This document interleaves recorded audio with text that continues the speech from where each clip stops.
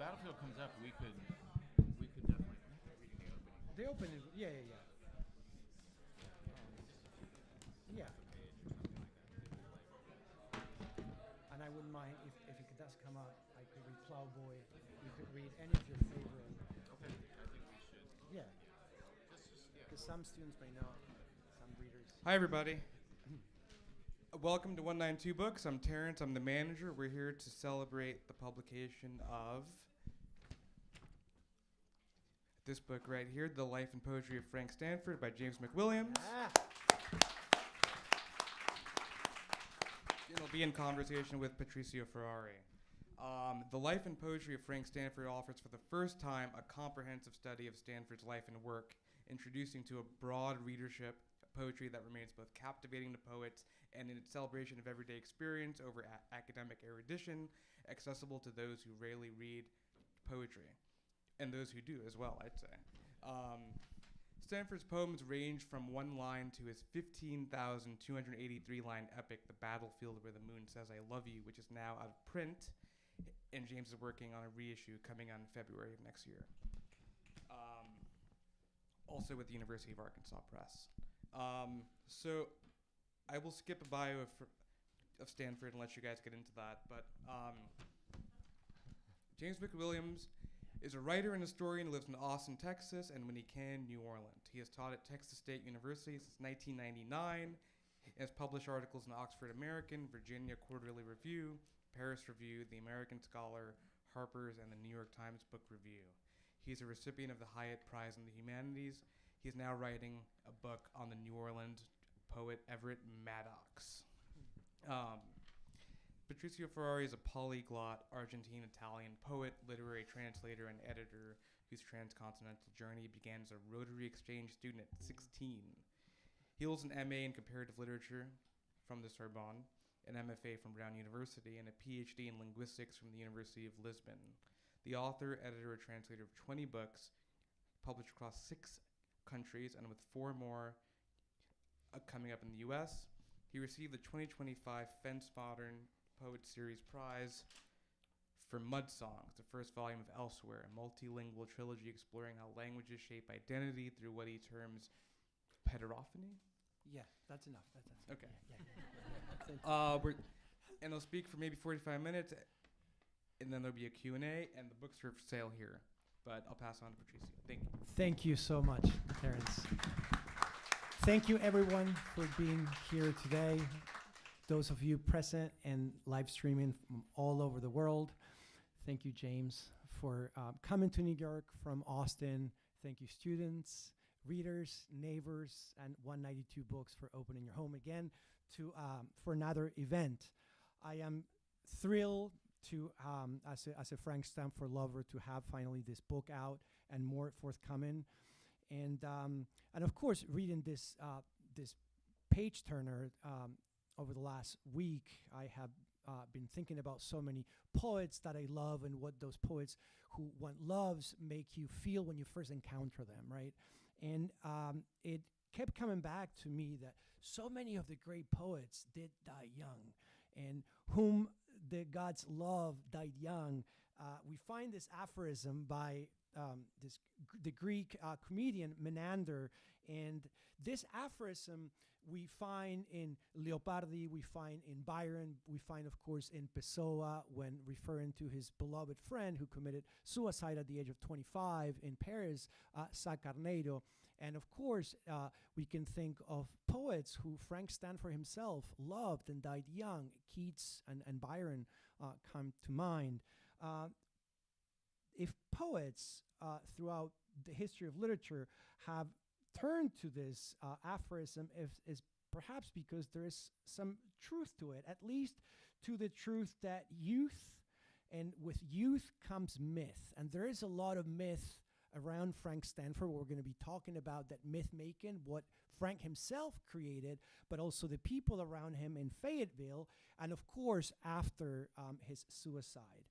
But at the same time, thinking about all of this and the myth making and poets before Frank and Frank himself, reading the book, and which is so informed, the scholarly work the effort, the passion that went into this project that James put over 7 years is really moving for me as poet, but also as a scholar. We've all read many biographies, and I think that this one can show what a genre of nonfiction in biography, in writing a biography, can be.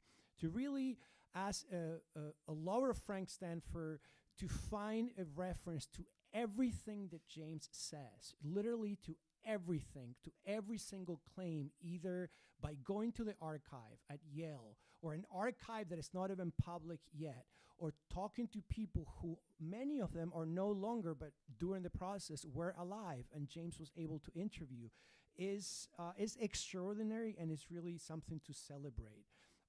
The work and the love again and the passion bring forth in the myth making of Frank, shows someone, a human being at work, driven, funny, reckless, yet disciplined from a very young age. And that really we feel throughout the pages.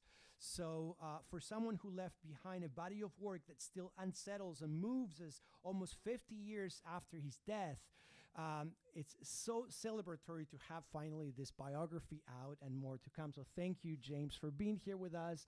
And I turn the mic to you. Oh, thank you so much. I feel like we should just end right now. No. Actually, I feel so good after that introduction. It's been such a successful evening. Thank you so much. But I really want to thank Terrence and 192 Books for hosting this event, and Patricio for putting it together and actually reading my book so carefully. Like, it's an enormous compliment.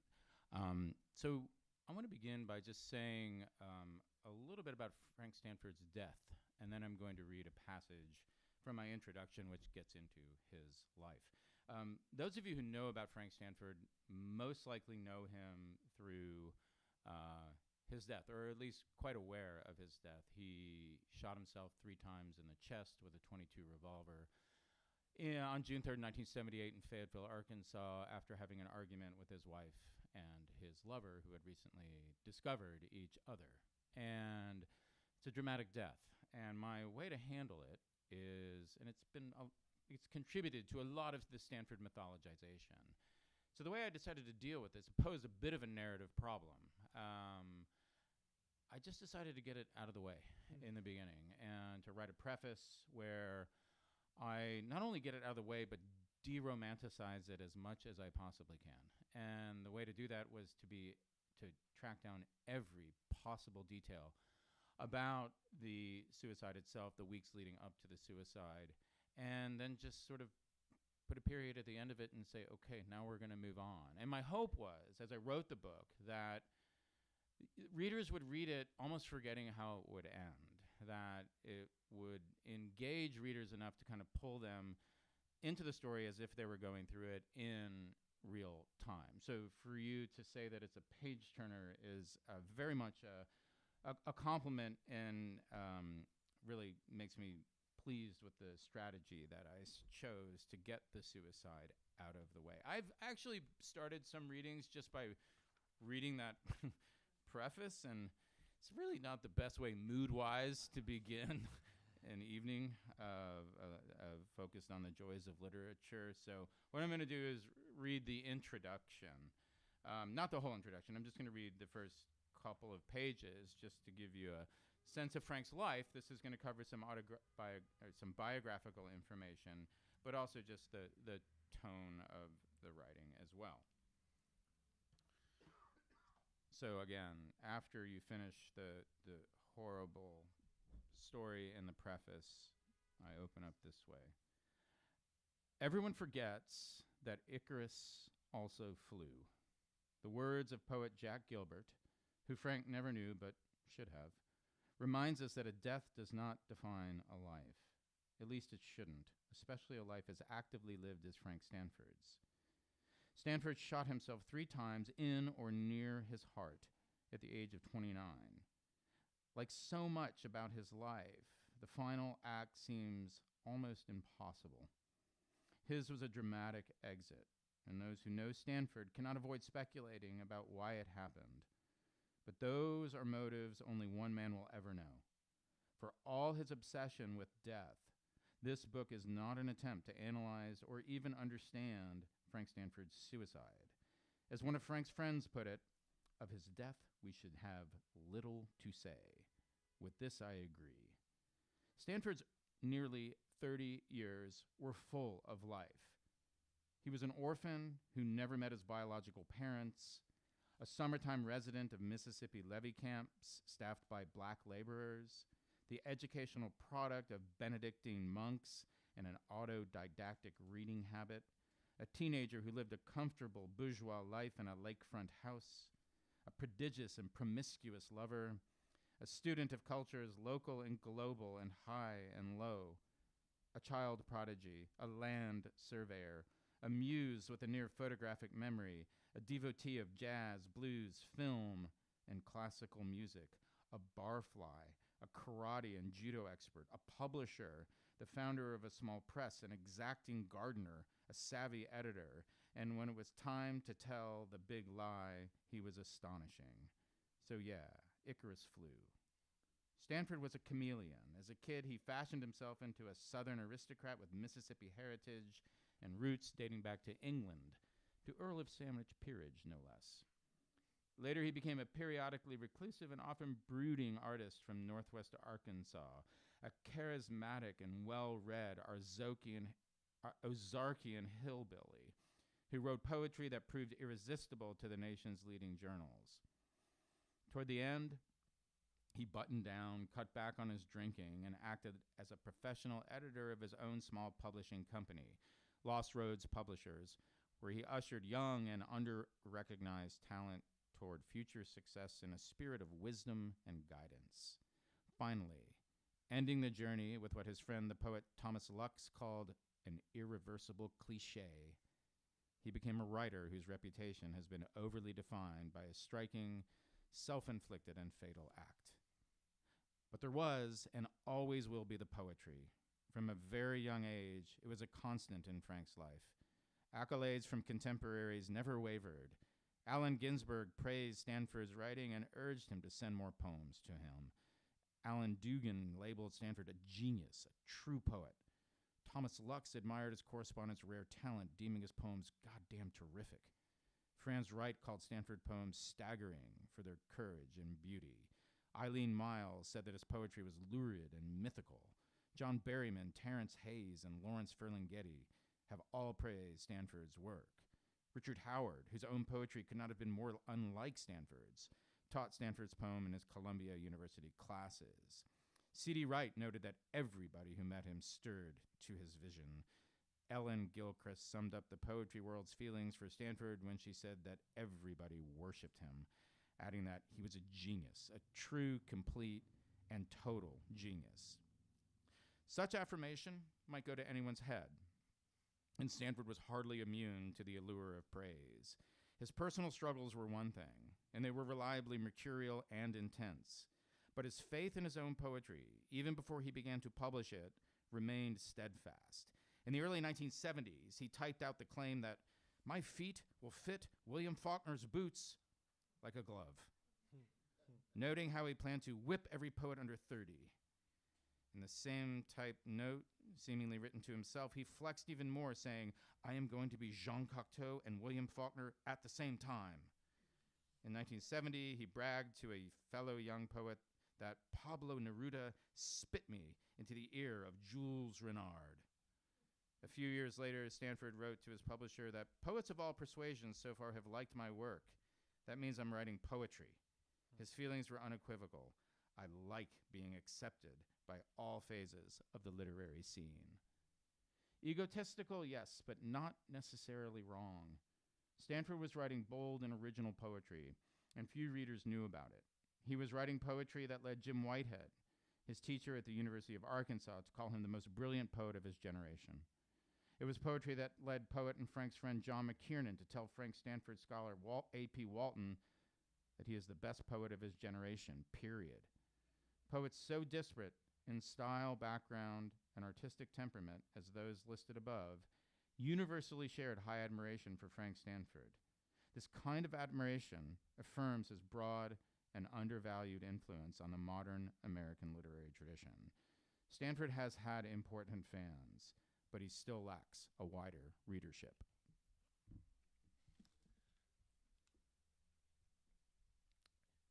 So, tell us a little bit now about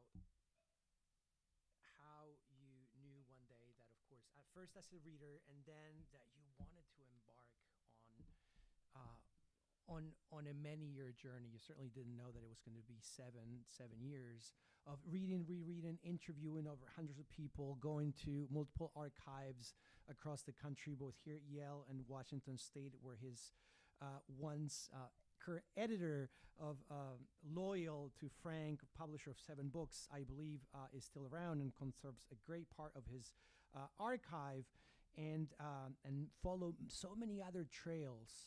When did you know, and at what point did you say to yourself, "What did I get myself into?" Yeah. So like when you just mentioned everything that I had to do to write the book, if I would have known, like I honestly don't know that I would have, because when I proposed this book to my editor, I said, "Oh, he only lived 29 years. His archives are at Yale. Give me 3 years and maybe 250 pages." And here we are, 600 pages and almost 10 years later, the book. So I don't know, like that. What I had to do to write the book did not become clear to me until I had already made the decision to write the book. And there were points where I thought, "Oh, this is going to be too much. Like I'm not going to have the resources to do it." Thankfully, I didn't listen to that too much, and I kept going with it.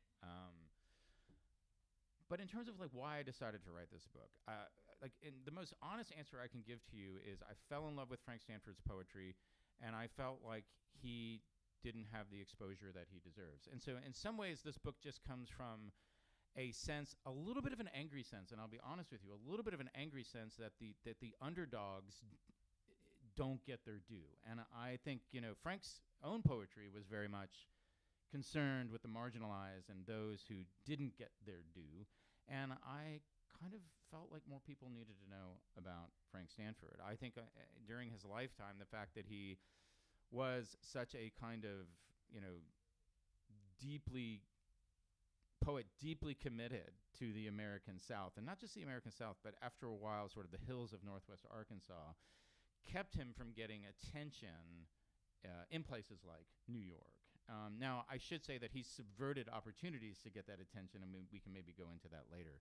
But the motivation to write this book was to kind of put my shoulder behind Stanford and his reputation and try very hard to push him at least towards some sort of canonization, at least some sort of anthologized presence with his work, which he doesn't get. The other reason is that when I find people who have discovered Stanford, including you, there's something just different about the discovery of Stanford than the discovery of other forms of art. It seems to hit people in a particularly emotional and visceral way, and I just get a charge out of that. I have discovered writers that made me feel like, well, I've won the lottery, and it's a kind of, I've just won this lottery, and I want others to have that experience as well. So that's all part of it. I could go into sort of like when I first started to read Stanford and all that, but that's not terribly exciting. I'll tell one quick story, though, and that I was in line reading The Mind Reader, which is a long poem of Stanford's. It's the first time I encountered the poem. I think it was 2016, and I was in line to rent a car in Boston, and I fell into this poem. It's a super long poem, and when it was my turn to go, I'm like, no, go. And so, like, when that happens, you have to sort of sit down and ask yourself, I got to pay attention to that. But the first time was with The Battlefield, right? So The Battlefield, Where the Moon Says I Love You, was Frank's, of course, greatest work, the book that almost he worked on for nearly half his life, almost, at least 10 years, if not more. But when we strip away the legends surrounding its composition, what do we actually know about how the poem came together, but perhaps most importantly, what's so extraordinary about it? that didn't exist then. It hasn't existed anything like it since, and that makes it so important to this day. Yeah, so the battlefield, I mean, it's over 15,000 lines long. It's unpunctuated. You know, the first sentence is the last sentence. It's hundreds and hundreds of pages. But you know, it's unique in a number of ways. One, Stanford delves deeply into the various registers of Southern vernacular. And as you read the battlefield, you're going to hear it's set in 1960. The protagonist is a 12-year-old boy based on Frank himself. And you're going to hear upper-class registers coming out of the ballroom at the Peabody Hotel in Memphis. His family was well-connected. They were wealthy. They went to the country club. Stanford knew that language. He was comfortable with that language. But as a kid, Stanford, because his father was a levee engineer, also went to levee camps in middle of nowhere Snow Lake, Arkansas. And, you know, he's 4, 5, 6, 7, 8 years old. He and his sister were the only white kids there. All of his friends were black, essentially unsupervised. It was kind of, he had these feral summers.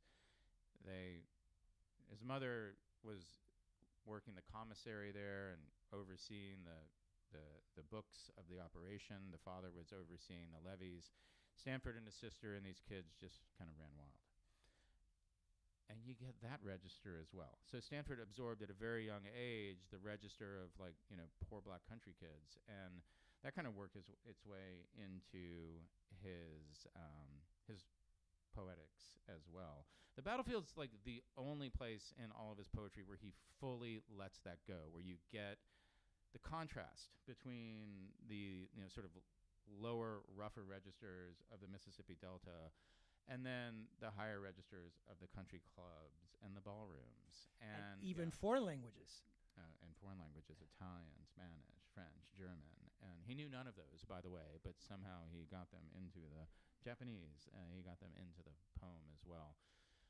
So you get, you get the U.S. South. You get various Souths, but you also get a kind of like omnivorous global appetite that is worked into the poems as well. It's very hard to describe the poem, but I mean, the way I would do it and the way I try to do it is imagine if like Faulkner and the bluesman Robert Johnson and like Jean Cocteau got together to put together a poem. It might look something like that.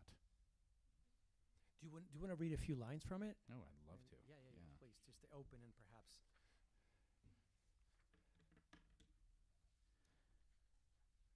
Tonight the gars on the trees are swords in the hands of knights. The stars are like 27 dancing Russians, and the wind is. I'm waving goodbye to the casket of my first mammy. Well, that black Cadillac drove right up to your front door, and the chauffeur was death. He knocked on the screen. He said, "Come on, woman, let's take a ride." He didn't even give you time to spit. He didn't even let you take the iron out of your hair. You said his fingernails was made out of water moccasin bones, and his teeth was hollow. He was an egg sucker. You said he reached up under your dress and got the nation sack. You said the conjure didn't work. He didn't smell the salt in your shoes. You said he came looking for you, and you hid out in the old house, in the outhouse. You waited for him with a butcher knife. You asked him, why not let the good times roll? I mean, it just gives you a sense of the language. And like reading that, like, kind of don't try it at home right away. One of the joys of this poem is it's unpunctuated. But I actually say I think it is punctuated. The punctuation is just not visible. And so you have to add it. You have to put it in as you read. And it leads you to invest more into the poem than you might otherwise do. Tell us a little bit about when you quote John Stuart Mill about the utterance overheard, or also what CD called the lower tones, Right. In his work. Yeah, I mean, so this is something that Frank had he was led by his ear. I mean, he listened to the way people talked. And he actually said at one point that he when he listened to people talk, he waited for almost like a I think of a psychotherapist doing analysis on somebody and waiting for that Freudian slip. And when that Freudian slip happens, they dive in, you know. And that's what Stanford does. He would listen to people talk. He particularly hung out at this, as a college student, he hung out at this the only black-owned business. It was a bar in Fayetteville, Arkansas, called Sherman's Tavern. And I actually tracked down people who were with him there and remembered him there. And I asked him, what was his demeanor like? What was Stanford doing there? And he was waiting for utterances overheard, is what he was doing. Yeah, you said John Stuart Mill. My heart leapt. I'm like, did I include John Stuart Mill in my book? But you're right, I did. I added that towards the end, and I thought I was going to have to give a really academic answer here. But you scared me. I'm just saying, yeah. Exactly. So Frank would wait until he heard something that really sounded interesting to him, a way of phrasing something, and then he would make note of that and work it into the battlefield. And there are some great scenes in the battlefield where it's young Francis, who's modeled after Frank Stanford. Young Francis is listening to his chauffeur, Charlie B., who he admires. He thinks Charlie B. is the coolest cat ever. And he listens to the way Charlie B. talks, and he actually says to him, can I talk that way? And Charlie B. is like, you can try. And this gets into some pretty complicated territory because it gets into, can I use the N-word? And Charlie B. he says, I hear you using it all the time. And Charlie B. is like, you can try. And he kind of gets a little excited using it. Charlie B. says, okay, that's enough. Okay, you're done. But there's this kind of experiment going on, like how far can I go to use this dialogue? The other thing you can look for as you read the poem is Francis at times will speak in kind of perfect, proper, quote, perfect, proper, educated English, but over time, his language becomes more and more vernacular, more and more like he wants it to be. And for those who today would say, well, wouldn't that be appropriation?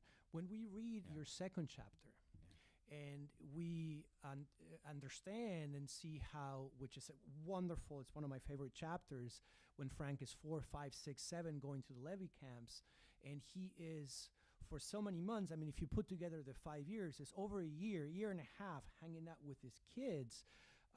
He's probably also speaking that way too. So when he returns to that, he's also doing it from the body is just tapping into memory. Yeah, no, right? absolutely. So these early years, the imprint of that language was very deep. There's no question about it. But he stopped going there at the age of 8 or 9. And then when he went to boarding school, I mean, he went as a kind of stereotypical white Mississippi racist kid. He hung a Confederate flag on his dorm room and wore a Confederate cap and talked about the Old South and actually treated the one black kid in his class horribly. And then he kind of converted back, and it was when he met this group in Fayetteville. And so the appropriation question is difficult. It is appropriation on some level. It's undoubtedly appropriation, but you're absolutely right. There was a kind of genuine grounding in this language, in this culture, as a young child. But I would say this, the appropriation, if that's what we want to call it, was driven by genuine and impassioned curiosity. He just liked the sound of that language better and wanted to be around people who spoke that way. And this contrast became most intense when he was an undergraduate taking courses in the MFA program, and he's in these seminars where people are speaking like MFA students, poetry students do in seminars, and he's like, fuck that, And then he'd go to Sherman's and, this is what I want. This is what I want to hear. So it was genuine. That question that what is wrong with the sound of American poetry, right? Is that comes up, and it's connected to that. Yeah, and so he introduced these poems, bringing this kind of these idioms and these sort of country vernacular into the seminar, and people loved loved it. They found it to be an honest expression. And if you want to take tell an anecdote about like how that happened, and he was an undergrad, but then all of a sudden he's sitting with the grad students, and how did that happen? And maybe Right. So he was an undergrad. He started as a frat boy and a business major, to make his mother happy, because this kind of fit the role that she wanted him to play. He had not sort of come out as being adopted yet. And so he was still kind of ingrained in the old Memphis expectation of living the way he was supposed to live based on the family that he came from. But he quickly broke away from that. He started to take some English classes and philosophy classes, and I think he was deeply, deeply interested in those philosophy classes, and eventually declared himself an English major, and was writing poetry this whole time. I mean, actively writing poetry for days and days at a time without sleeping. beginning in high school. Yeah, I mean, well, he probably even began as a preteen writing. Some of his poems are from the age of 9, so he really was a prodigy. And he, it's unclear to me actually how one of his poems landed in the hands of Jim Whitehead, who was the poet who ran and novelist who ran the MFA program. Whitehead saw this and saw a few of these poems and was really blown away by them. And he's like, I want this kid in my seminar. Now, Frank showed up in the seminar, and Whitehead immediately loved him, because Frank Stanford was about 5'9", really a strong person. Like, he practiced judo, he was an athlete, he was muscular. And Whitehead was big guy, football player from Vanderbilt, muscular. And Whitehead hated the fact that all of his poetry MFA students were these like scrawny, pasty, greasy-haired kids. And he's like, we need some virile masculinity in this room. So he saw Stanford. He's like, you will do, sir, and brought him in. But Stanford's poems really ended up really kind of impressing and winning over the entire seminar. And I should also add, like, this was a day and age when in a poetry seminar, when people delivered their poems, there wasn't the sense that, oh, we mustn't hurt their feelings. We don't want to ruin, their inspiration or damage their self-esteem. Like, people actually aimed to send you home in tears. And some people did go home in tears. And so Frank endured a pretty rigorous gauntlet in that seminar.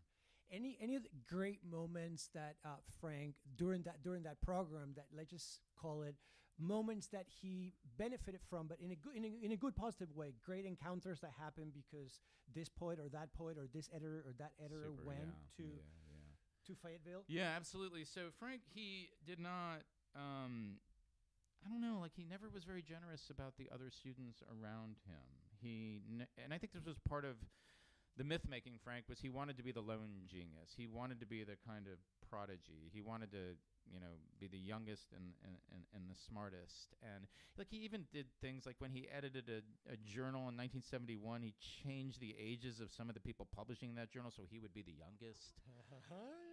And this mattered to him. And so he didn't want to claim any kind of affiliation or collaboration or influence by some of his peers. But when Allen Ginsberg came, he could pull it together and really impress Ginsberg. And when Alan Dugan came, he did. So these poets who came, Frank, he was not obsequious. Like, he wasn't disingenuous in terms of kissing up to them, as it were. But he put on a good act. Like, he acted like the kind of person who you would want to hear more from. And he wasn't that way with his peers, but he was with these, like, kind of impressive poets who came. And his career really did benefit immensely from Alan Dugan's support. And then at some point, after 2 semesters, so he's no longer an undergrad, but he doesn't want to sit in the MFA workshop anymore, but he does go to this conference, and the IRV happens. And we learned through your book, we would not have Frank Stanford without Irv Broughton, at least the Frank Stanford that we know. So tell us maybe a little bit about that, and maybe about him, because you met him, you went out there twice, and if you want to, whatever you want to share about Irv. He's editor. Yeah. I love Irv. I'll say that. But so Frank went to this conference. It was a Hollins writers conference, I think, and film conference in 1970. And while he was there, he met Irv Broughton in the parking lot. They chatted, and Irv had a publishing company that consisted of Irv, and it was funded by cash advances on his gas card. But Irv read he read The Singing Knives. He read the 22 poems that became The Singing Knives, and because Frank had his manuscript with him, he was kind of planning to shop it around. And they had breakfast the next morning, and Irv said, "I'm in love with this, and I want to publish it."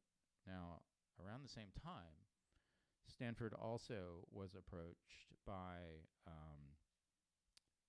a friend and another editor who was going to show it to Random House, and said that she was pretty certain she could get Random House to be interested in The Singing Knives. So think about this for a second. Here's Frank Stanford. He's got Irv Broughton with, Mill Mountain Press and no budget, and then he's got Random House. And Frank went with Irv Broughton. And I think this is it's not only pivotal that he met Irv, but it's pivotal that he made this choice, because in doing so, he determined that, number one, I am going to maintain complete control over my poems. I don't want anyone editing my poems.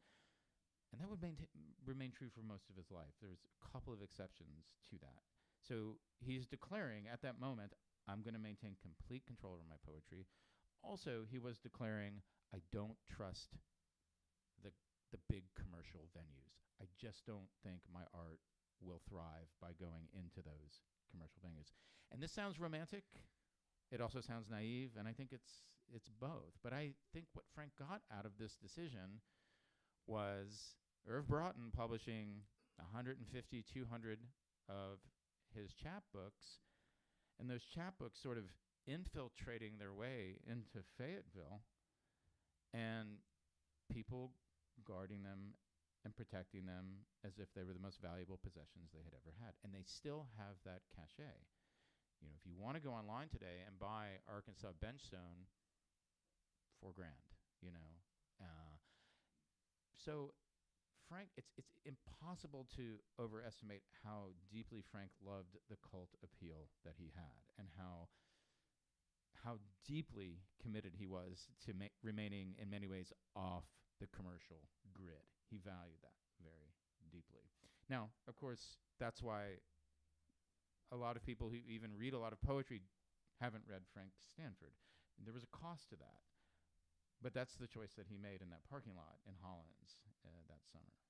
Anything about that you want to share that you learned through not just reading and rereading his published work, but through the archives, about his creative process, and then perhaps a little bit about his versions that he did after Bertolucci, after Folin, other Pasolini, other artists, writers, filmmakers.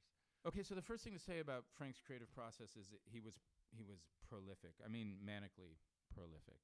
And one of the kind of cardinal rules that he had as a poet was, if you ever sort of are aware of the fact that you're writing poetry, you're not writing very good poetry. It was very important to him to kind of enter a kind of altered state, not with psychedelic drugs or anything like that. He used sleep deprivation and alcohol, kind of a slow drip of bourbon or beer, to enter a place where he just felt detached enough from reality, but connected enough to his senses that he could turn out the poetry that he wanted to turn out.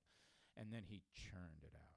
And so, The Battlefield was actually one poem of 50 others of a larger manuscript called St. Francis and the Wolf that may at one point have exceeded 40,000 lines. And at one point, when he had a mental break, he burned some of his work. It was 15,000 pages of work. He had that kind of manic prolific approach to writing that he did through sleep deprivation and this alcohol use. But the other thing that was really fueling him was not just his ear for the way that people around him were talking, the kind of search for that Freudian slip, as it were, or utterances overheard. By the mid-'70s, really I'd say 73, 74, he started to think that he wanted to bring global voices into the South to see what would happen. And so he started to read into kind of the French surrealists, the anti-poems of Nicanor Parra, even some Japanese warrior poetry. And what he would do, and you can probably explain this a lot better than I could, so I'm actually going to bounce this question back to you, but I'll tell you in general what he did, and then you can maybe tell us more specifically what he did. But he would take a poem, say, for example, by Jean Follin, and even with a dictionary, he would translate it, like word for word with a dictionary, or have somebody who knew some French to translate it for him, and then he would rewrite it. And then some passages I've never seen, and I don't have a name to this because it is not necessarily a version, because the poems are so close, yet there are 4 or 5 lines in a 10 line, say 10, 12 line poem, where he's going to, and you quote in the book, you quote Borges and the color local. What Frank does, he changes some an image that Follin will use that is more of a French image of a place, and he will turn it into a Fayetteville like or a soda case or a corner. You know, in that store. At one point, he has the character in the poem who's sitting on I think in Follin it's a maybe sitting on some steps, but in Stanford's version, it's like an old porch. And then at one point, the protagonist of the poem in the Stanford version spits. Nobody spits in the Follin version. But if you read, say, the opening of the poem or the end of the poem, the words are almost word by word. Yeah. So you would say, okay, this is almost a literal translation. But then it's when you read those 4 or 5 lines, it's a transcreation, but at the same time, it's not. So it's something that I have never seen before. And he's done this in many, many poems, and it just be so interesting to look at because certainly no one was doing this at the time. And Frank, almost out of intuition and need of those world voices, he began doing this. I think he did it and I think he did it. I think it's worth remembering that he did this because he was always looking for a deviation from what was familiar to him. And so I think by 74, 75, he had kind of worked his way through the kind of black country vernacular, or just the country vernacular, and he was even getting some feedback from people he trusted. Like, you know, I think you've done this enough. I think you've done all you need to do with that language. And it's then when he started to look abroad. And but notice that he didn't go abroad. He brought those poets and those filmmakers to Arkansas, and he put them in that environment almost to see what would happen. And I think that was something that really excited him. He didn't know what was going to happen. Even to this day, it's so interesting to read and see how exciting and creative that such a process could be for any of us writers. Now, since we are in New York, maybe you want to tell us about maybe the most foreign place that Frank ever went to was New York City. Yeah, for a month in '72. If you want to. Yeah, so Frank, I mean, his whole he spent his whole life in the South, with the exception of 5 weeks, and 3.5 of those weeks were here in New York City. He stayed in Staten Island. He took the ferry across every day. He wrote on the ferry. He loved the ferry. But he came when his feet hit the island of Manhattan. He went to movie theaters. He saw 100 movies in 3.5 weeks. He had a real appetite for foreign film, and he had a hard time getting those films where, you know, he lived in Arkansas. Although he tried to open a theater and got Janice to send him a bunch of films, but his appetite exceeded what was possible in Arkansas. And so he saw films. He was usually went into the theater with sneaking in a bottle of wine or two, so he would, you know, drink all day, and he would watch movies all day. And then towards the end, for those 3 weeks, he somehow had 6 girlfriends by the end of it, and one of them worked at the MoMA, and she would let him in at the end, and he'd wander around and look at the art. So it was a culturally sort of immersed experience for him, but he didn't like New York. He said it's a strange place. He never really felt comfortable here. And the woman that he was staying with in Staten Island was a girlfriend. He left without telling, snuck off with the woman from the Met. The woman from the Met rented a Mercedes. They drove to D.C. to meet a friend of hers. She went in to see the friend. Frank bailed from the Mercedes, found a bus to Mississippi. A letter from this lady Cheryl, right? Then almost saves his life in a way. In a way. Yeah, so the woman he stayed with, and A year later. I did not find Cheryl. Cheryl was in many ways a woman I think Frank loved, to the extent that he like truly loved a woman. I think he loved Cheryl more than any of the women that he was with, and she At the time. at the time, yeah. And so I couldn't find her. Until almost a year and a half before I was done with the book, I found her. She had 35 letters from Frank. She had stories to tell. So I had to kind of take her story and weave it through the book because I didn't find her then. Because she had a different name at the time. I was looking for Cheryl Campbell. Turns out her name had a different. And how that happened is a whole story in and of itself. But it involves. Remember that? Remember watching Sesame Street? Remember they had that black modern dancer on there. He would always often come on as a guest. He actually was my connection. He lives in Jamaica. He had owned the house that Cheryl was living in, and it just ended up finding Cheryl's last name that way. I found her, and I found out who she was when I got her last name.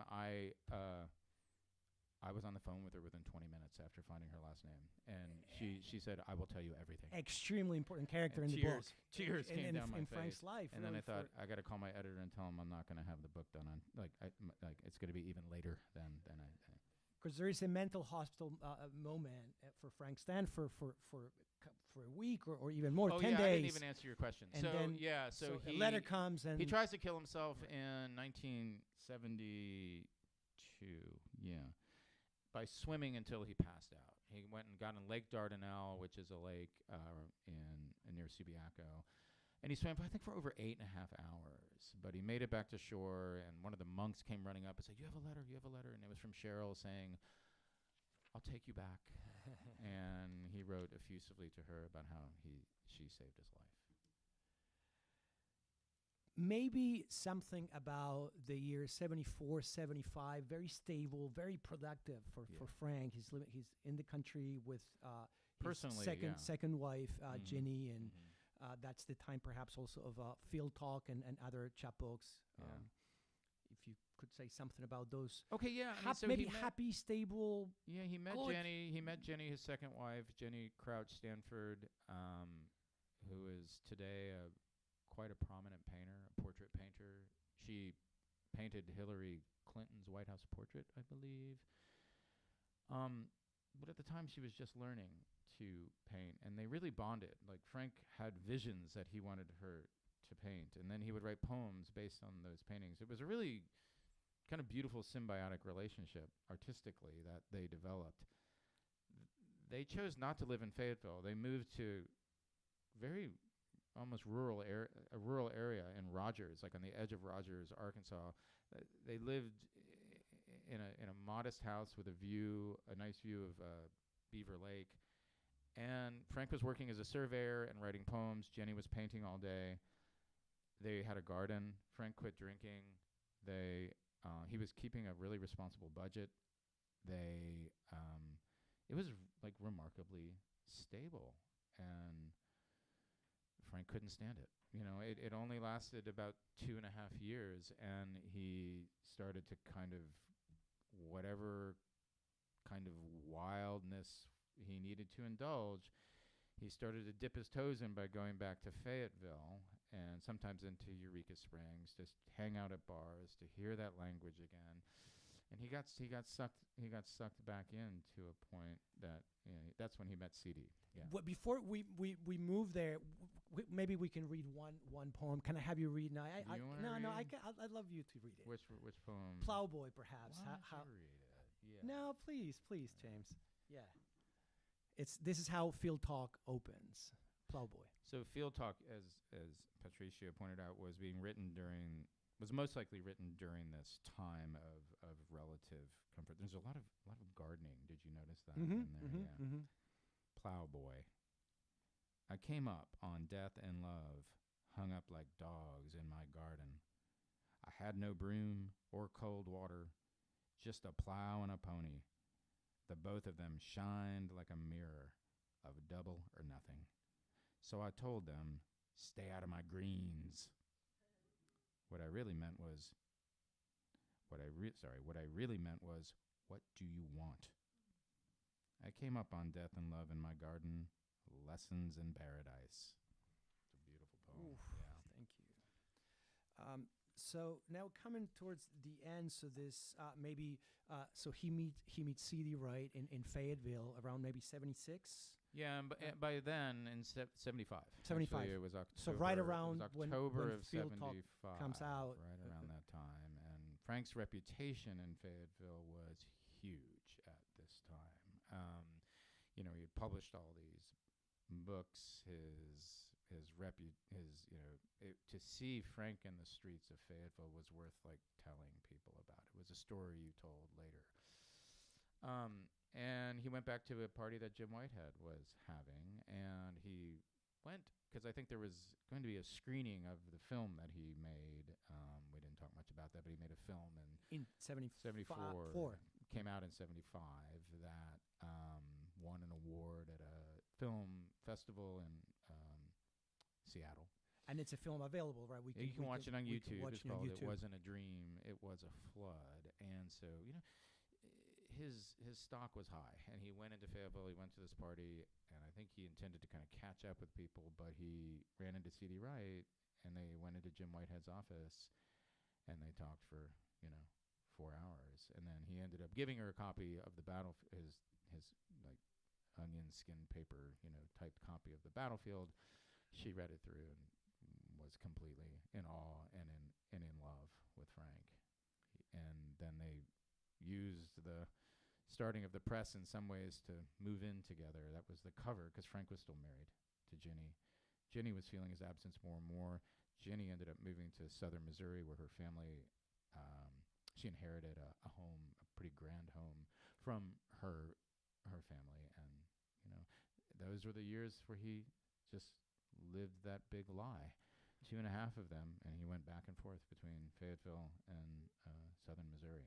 And even so, maybe could you say something about how the collaborative role that he would have to nurture the women he was with, the artists, women, C.D., Ginny, and not only others as well. Yeah, I really do doubt whether Frank Stanford was capable of having, I hate to use the term normal or healthy, but, a kind of loving relationship, a committed loving relationship. He interacted with Ginny and CD through art. That was really the main way he communicated with them. And so with Ginny, as I mentioned, it was her, he would instruct her. He would tell her in many ways what to paint. And she loved his poetry. She trusted his aesthetic vision and did it and benefited from it by her own account. CD as well. She really allowed Frank to take her under his wing in terms of poetry. And I think Frank taught her a lot.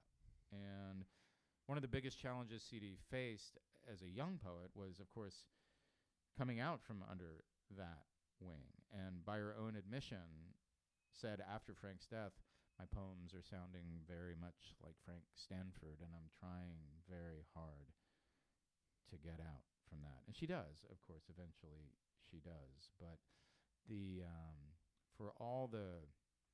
for as terribly as Frank treated many of the women that he was with, when it came to their art, he put their interests first. And I really mean that. They're in some very concrete ways.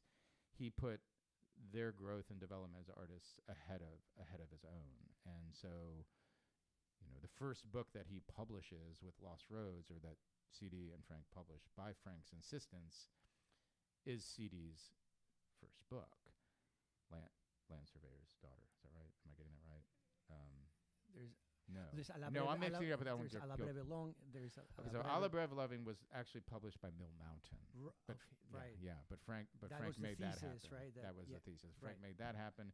Now you have a publication, and in any case, he was extremely supportive of them, both creatively, artistically, and professionally as well. Anything that you want to say maybe about, I don't know how much time we have, but I'd love you to say something, of course, about the saint of New Orleans. You dedicate the book to Ralph Adamo. It's someone who I had the pleasure to meet in 2017 when I went around the country with Mom, and of course it was wonderful to meet Ralph, poet, friend, Frank's friend, and just what you learn with him and through him. And Okay, so I mean, Ralph in some ways is the epitome of my entire experience writing this book, which was interviewing Frank's friends and acquaintances and colleagues and family, and then branching out and interviewing people who maybe didn't know Frank directly but knew of him.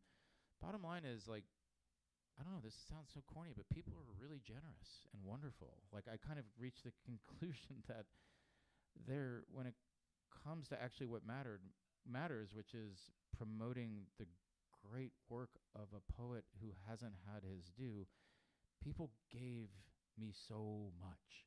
And Ralph was at the top of that list. The first interview I did for this book, the first formal interview I did for this book, and I should say, I didn't know how to do interviews. Like, I went into this blind and cold. And I went to New Orleans, and I met Ralph, and I scheduled about an hour. And we talked for 4.5 hours. And we were just getting started. And he sort of made it clear to me that he would always be there for me in any way. So he was a constant throughout this book. I went back to Ralph hundreds of times. And he was incredibly generous, but he's also one of the very few people who would ask me, like, are you losing your mind and how are you feeling about it?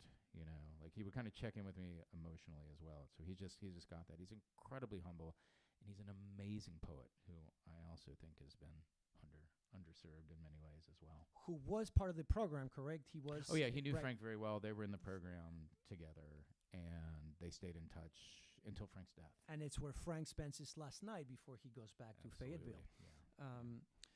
Is there anything perhaps that you, well, two things. First, I would like you to say something about, the archives in the plural, because we know what Frank published during his lifetime, and of course this book that came out and what's come out posthumously. But what is in the Beinecke, but also beyond the Beinecke? Because the Beinecke is not 100% of the archive. No, not by any stretch. I want to say that the Beinecke was a absolutely great place to work. They were so supportive during COVID about getting me scans of documents, and like, I can't compliment that library enough in terms of how they supported me. But they don't have anything near close to a collection of like a full collection of Frank's archives. Stanford's, and I should say, when I started this book, I thought it was. I mean, so that's why, I had to go and kind of build the archive. Drawing on the Beinecke, I organized Irv Broughton's archive. He had mostly letters between Irv and Frank, but other things as well, including drafts of early poems, including like markups of early versions of The Singing Knives or Field Talk or some of the other poems, some of Frank's art. Irv did interviews with Frank as well. I mean, a ton of stuff. As much, if not more, than the Beinecke. Then Frank's niece, his sister's daughter, also had boxes and boxes of completely unprocessed Stanford stuff. I went through it. I built the archive. There's a archive of photographs, and there's an archive of newspaper clippings. There's an archive that includes his baby book. I mean, it was just his fishing records from when he was 10 to 12 years old. And so, that took an enormous amount of time. I mean, organizing it and then processing it. What worries me is that for future Stanford studies, like, this stuff is really scattered. There are also just letters out there that we haven't been able to get a hold of. I went through Tom Lux's wife's, Tom Lux died in 2017, I think. I went through his wife's attic, through every piece of paper Tom Lux owned, looking for those letters from Frank. Not there. A woman, the wife of an editor who has since died in Maine, has a folder of Frank's letters that she can't find. friend, go to her house, and go through everything. But there is a and find it. forthcoming volume of letters, correct? There is, So yeah. that- So there is a selected letters, not by me. A.P. Walton Right, is right, putting that right. out. But there's still more out there. So, I mean, the bottom line is, like, Stanford lived his life having no clue that he would ever be Frank Stanford, if you know what I mean. Like, he didn't know that there would be this kind of interest in his work. And so when he wrote his letters, he was writing honest letters. He wasn't writing letters that he thought people would read someday. And as a result, people who got his letters weren't like, oh, I got to preserve this Frank Stanford letter, you know. And so that makes it complicated as a researcher. And there's definitely still more to discover, but I think I got to everything that I could anyway, without totally losing my mind. Is there anything before we turn it to the audience that you want to say, or anyone that you want to thank, or anything that comes to mind, or anything?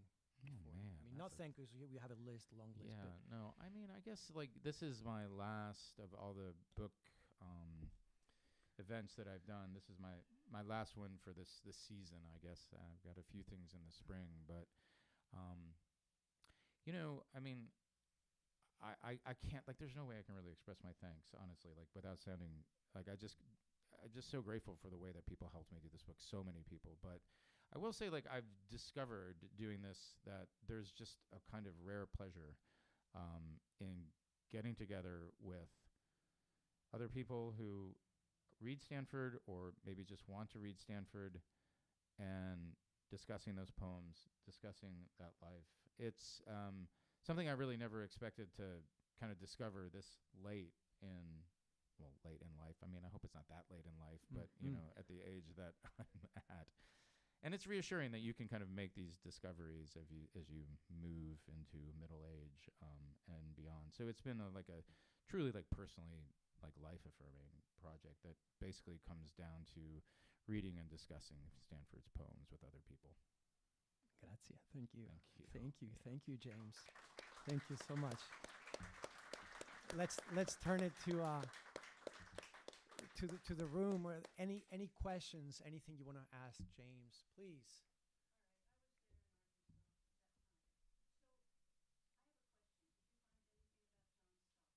Oh, I found a ton of stuff. Did you find anything about John Did Stoss? I find anything about John Stoss?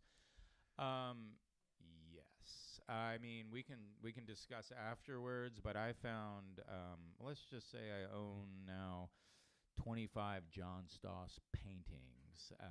And I discovered John Stoss in Salinas, California, and did an in-person interview with him, I think a year before he died. I found some critiques of Frank Stanford about John Stoss's poems that were turned into a Lost Roads book. I found a million stories of John Stoss trying to find a place to sleep at night and finding a friend who would let him in. He lived in New Orleans out of his car for a while. There's a book to be written on John Stoss, and he actually just had a big book of poems come out called Nobody Loves Me. It came out, I think, 3 years. Do you think he had an influence Frank on Frank? Initially, when he first read John Stoss, Frank said, "This is a real poet." Frank deeply appreciated Stoss's poetry. I don't know that Frank would ever claim to have been influenced by John Stoss, but I will say that Frank very much admired John Stoss's work. John Stoss as a person started to get on Frank's nerves a little bit as they worked together. But no, in terms of his poetry, Frank was a fan. Please.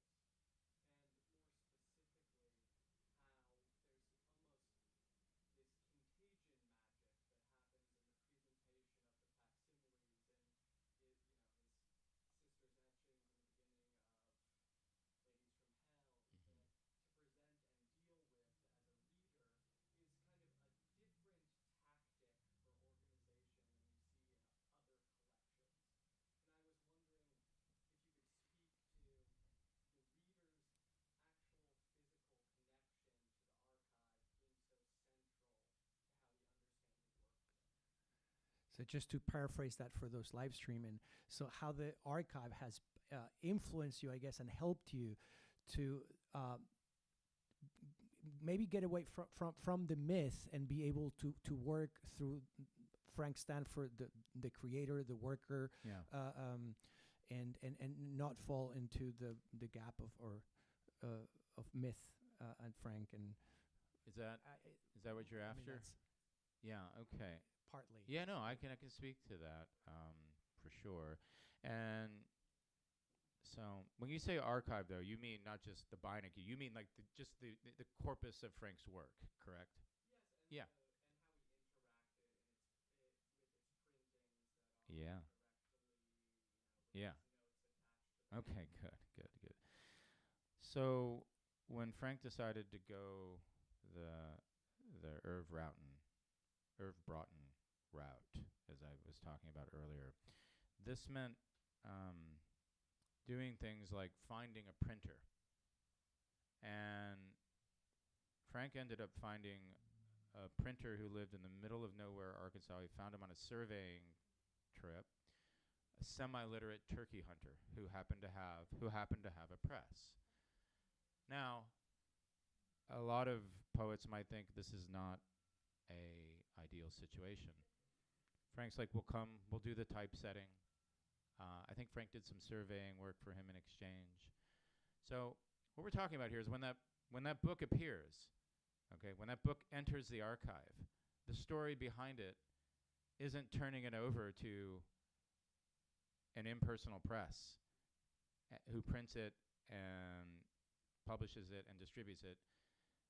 We're talking about Frank Stanford surveying, meeting a turkey hunter who has a press, and swapping surveying work for this guy to get the book published. So when that thing surfaces, and only 250 of them surface, people interact with that archival product not just on the basis of the poetry in it, but on that mythical story behind it. And I also think I should build on that and say that we often say that Frank Stanford built a myth. He mythologized himself or created his own myth. I mean, yes, to a point, but I think at the same time, he kind of just lifted the veil on himself. I think he was a mythical character, and I think some people are just mythical. I mean, I could give you a list of things that Frank was genuinely experienced, and you'd say, well, that just sounds like a mythical character, but that was Frank. And so I think in some ways, when we say that Frank was creating his myth, I think he was just showing us that myth. Because there was nothing affected about going to Sherman's. There was nothing affected about the story I just told you about getting that printing press. And, so that's a microcosmic kind of answer to, I think, something that can be generalized with Stanford. One more question, yes. The guy in the back. This better be a nice question. This is my son. Please.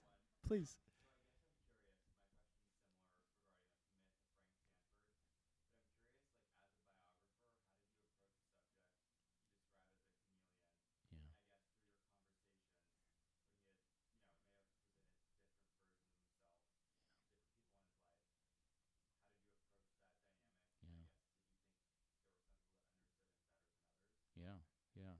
So I mean, you want to say the question? The question is the chameleon. So the chameleon Frank. So how by interacting with so many different people who knew Frank, that like how did that help you navigate Frank, the chameleon, who had been yet so many throughout his lifetime? Absolutely. So I mean, two ways I'd answer your question, Owen. One is the stories that I heard about Frank before going into the research were like, this guy told a lot of lies, like he was deceptive. And there's no question that there's that one great deception at the end of his life where he was telling different stories to his wife and his lover. No question about that deception. But I went into this work thinking that deception would pervade his life, and it didn't. He actually lived a fairly honest and straight shooting life. So there's a bit of a relief there as I got into Now, the way I figured that out is, he would write letters about something to 10 different people. Now, I would expect him to tell that story differently for every individual, but he doesn't. He tells it straight every time. So there's a way where his honesty kind of checks itself. But the other question really comes down to memory. And so Frank Stanford would remember things in writing, and I would read that, and then I would interview other people who would remember it differently. And now you've got an issue on your hands, because you've got 5 or 6 versions of the same story. And one of these stories was Frank at a party shooting a Parker rifle through the roof to clear people out of the house. It's a big part of the legend. And I ended up getting 6 versions of the story. Probably because everybody there was drunk, high, on drugs, and had their own version of that story. So what do? Well, you sort of acknowledge the fact that as biographers, as historians, we're not finding and rebuilding and reconstituting a scene down to its objective truth. Historians are writing fiction with more rules, and that's kind of what I would resort to and say, well, I have 6 stories here. I've done my due diligence in terms of figuring out what happened. I'm going to write a composite and use my judgment and tell people that I think history is fiction with some rules. Does that answer your question? Yeah, thank you. Everyone, thank you so much. James, again, thank you so much. There are books for sale here. And for those who haven't read Frank yet, Frank Stanford, and more to come, both the letters and the bottle.